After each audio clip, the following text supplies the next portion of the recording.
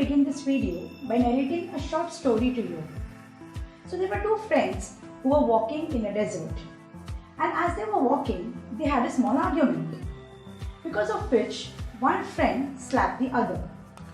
The friend who had been slapped was very hurt, and he wrote on the sand that today my best friend slapped me. They continued to walk further where they came across an oasis. Oasis is a small water body in a desert where they decided to take a wash.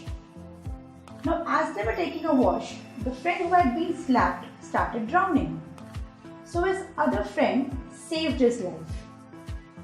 After the friend who had been slapped was recovered from the shock, he wrote on a piece of stone that today my best friend saved my life.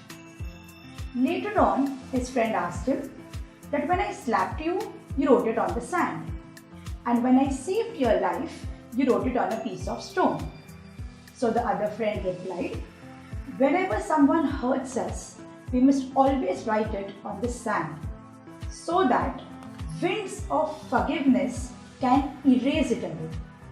Whereas when someone does good to us, we must always engrave it on a piece of stone so that no wind can ever erase it away. So students, we get to learn a very important value from this story, that we must always focus on the good things of our life. Life is full of ups and downs.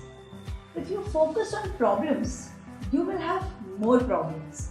But if you focus on possibilities, you will have more opportunities.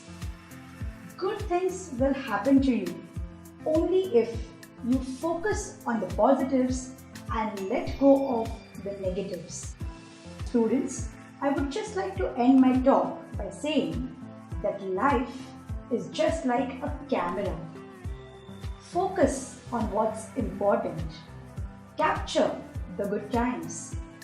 Develop from the negatives. And if things don't work, it's quite simple.